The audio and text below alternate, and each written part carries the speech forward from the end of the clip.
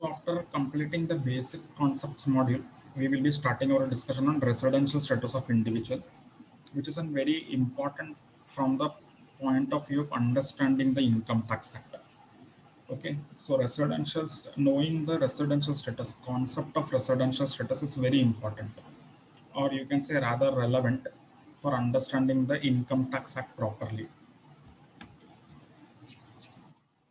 So before directly starting with the residential status, we will have a brief recap of what we have done till now so that we can come to this page on residential status of individual easily and comfortably. So let us understand what is the basis of charge under Income Tax Act. What is the basis of charge? What is the basis of charge? What is the basis of charge? Section 4 of the Income Tax Act gives the basis of charge, which we have already discussed. Income tax is a tax on total income of which year? Previous year of the persons. So this is the basis of charge, or you can say it is the concept. Entire concept of income tax is based on this charging section, which is a very important section. So because of this section, income tax is charged on your income. So this section says that income tax is a tax on the total income of which year? Previous year of the person paid in the assessment year. Okay. So this is the charging section. If you will take any taxing law, charging section is a very important. So this is known as a charging section. Means this section gives power to collect income tax. This section, you can say, gives the power to the government to collect the or charge income tax on the person's income. So what is the basis of charge? Basis of charge is the tax on total income of the previous year of the persons. Okay. So you can simply say income tax is a tax on total income of the persons earned during the previous year, and it will be paid in the assessment year.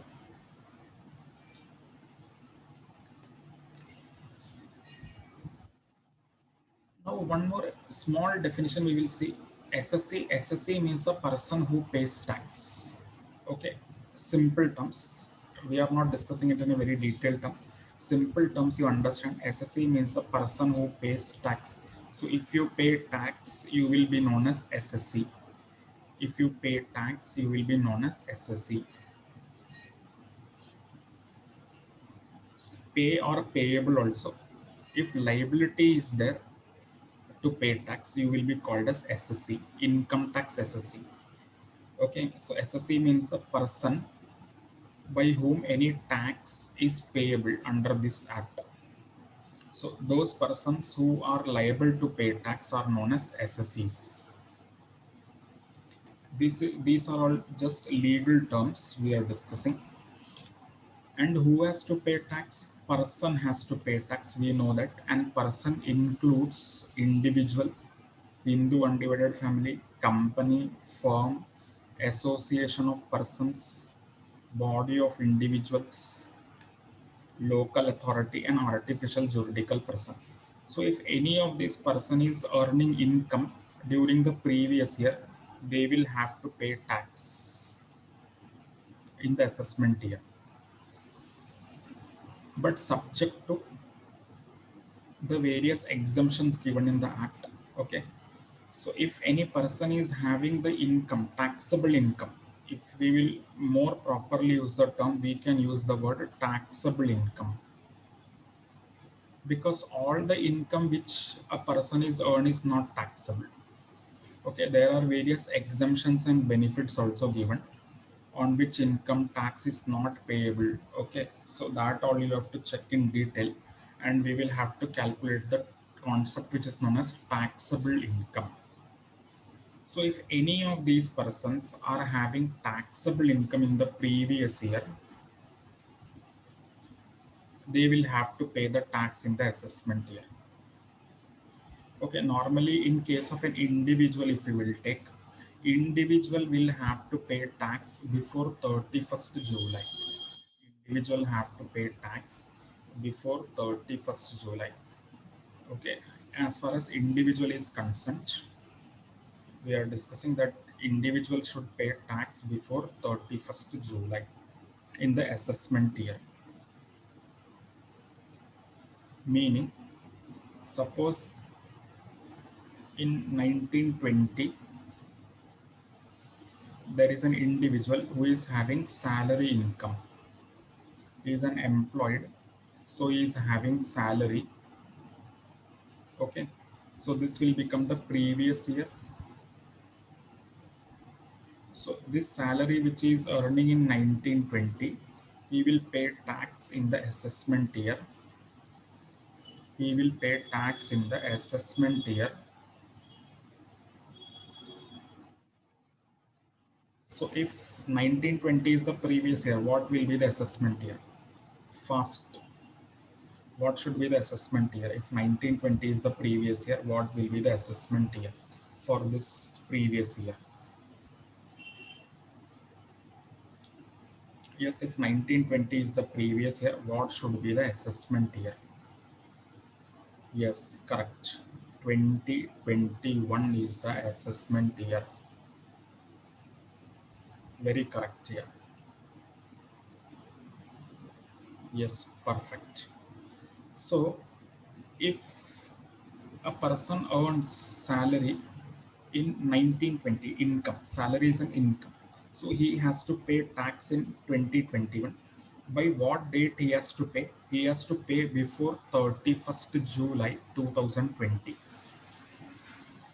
So this is the time before which an individual has to pay the tax in the assessment year.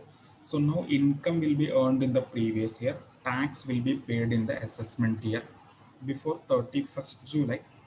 But in the past 2 years, the government has given concession considering the current situation. They are giving some benefit and they are extending the time for paying the tax. So this is from the normal point we are discussing. Normally it should be paid before 31st July. But in the last year and in the current year also, they are extended the dates because considering the current situation which is going on in the country. Because of that, they are extended the dates. So just understand, if any of these persons is having taxable income. Now onwards we will use the word taxable income because all the income is not taxable. There are various exemptions and benefits also given. So if any person is having taxable income during the previous year, during the previous year, he will pay tax in the assessment year. So this is the entire concept of Income Tax Act. And the person who pays tax or liable to pay tax is known as SSC. So all persons are not SSC, only those persons who are having taxable income will become SSC. Okay, all persons are not taxable income. Sorry, all persons are not SSC, only those persons who are having taxable income will be known as SSC.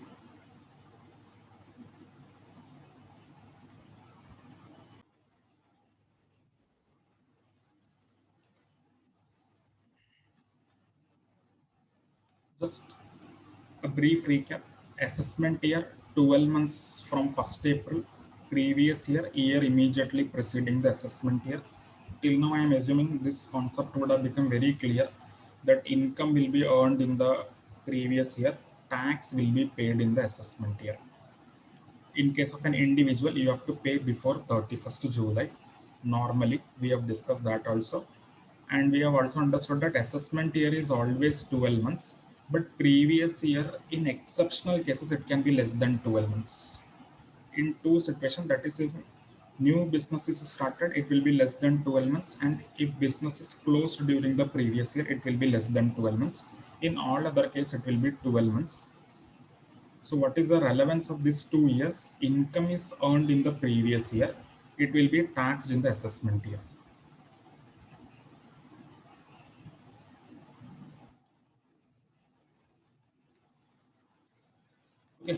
So this till this we have already discussed.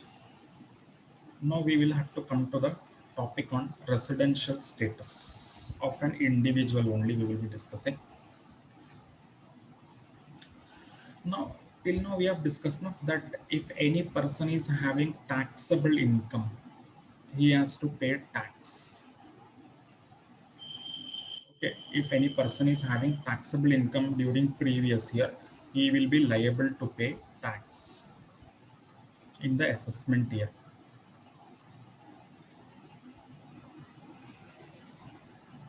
Now, for this purpose, taxability of an income is based on the residential status of the person.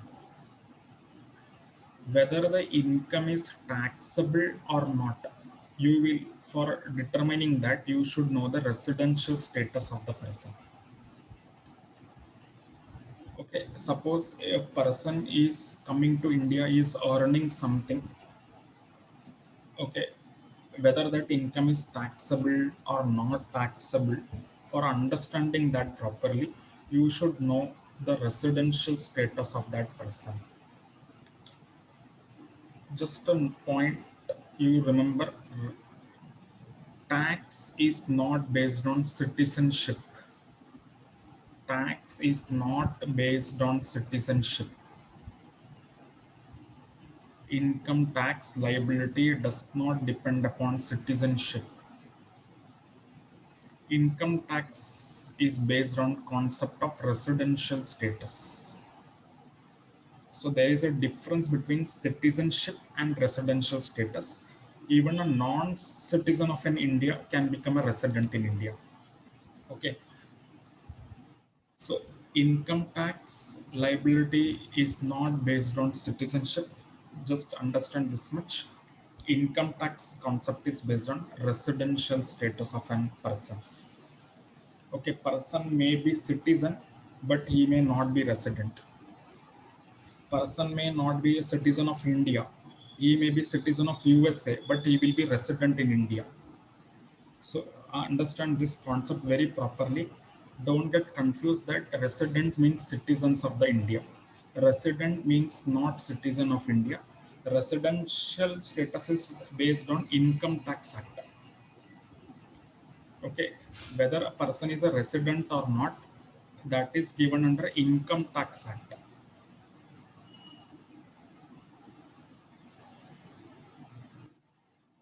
Okay, Income Tax Act gives the rules for determining the resident, but citizenship is based on Constitution of India and Citizenship Act. Both are very much different.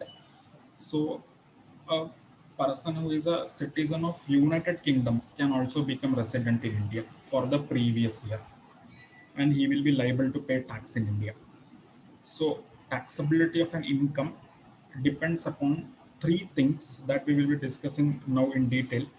So incidence of tax of a person depends upon residential status. Whether the person has to pay tax on income in India is depend upon the residential status, not on the citizenship. Again, I'm telling, tax liability is not based on citizenship. Even if you are a citizen of India, but you are not resident in India during the previous year, tax will not be payable by you. Okay. Now, incidence of tax is based on three things. Whether a particular receipt is taxable or not in India is based on three things. First, you have to see the nature of the income. Whether it is a capital receipt or a revenue receipt, you have to see that. Okay, what is capital and revenue? That you already know. You have already read in your previous classes. What is a capital receipt and what is our revenue receipt? So you have to see that. You have to see whether what is the place of accrual or receipt of that income, whether that income is earned in India or not, that you have to see first. Okay, whether what is the source of the income, whether that income is earned in India, then that income will called as Indian income. Okay, if the source of the income is in India, it will be called as an Indian income. And third thing which you have to see is the SSC's residential status. By knowing all these three things properly, you can tell whether that receipt or income is taxable or not taxable. Nature of income, place of accrual or receipt of income, and SSC's residential status. These three things, if you will know properly,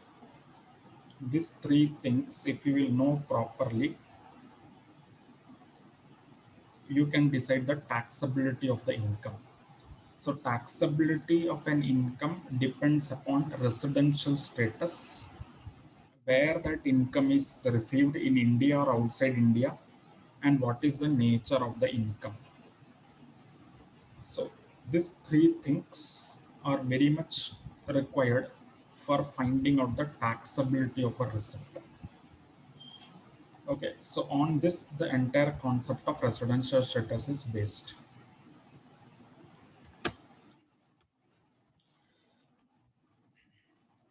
Now, as far as individual is concerned, Act has divided residential status of an individual into two categories: resident in India and non-resident in India. So, if you will take an case of an individual, it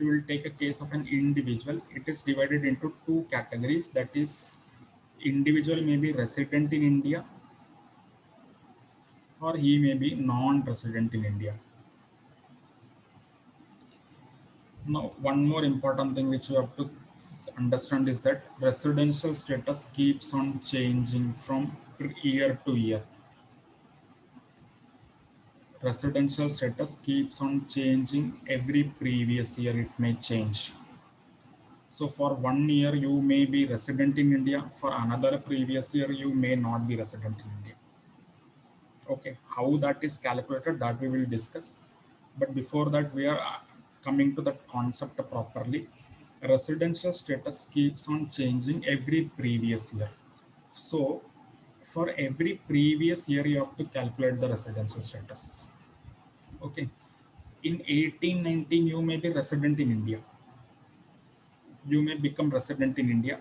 So you will be paying tax in 1920 if you are having the taxable income.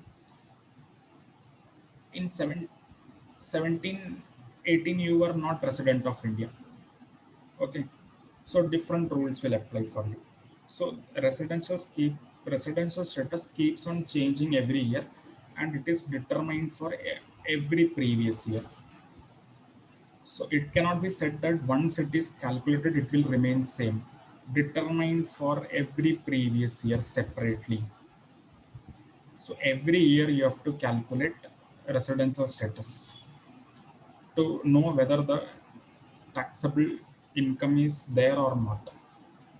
So to determine the taxability of income, you have to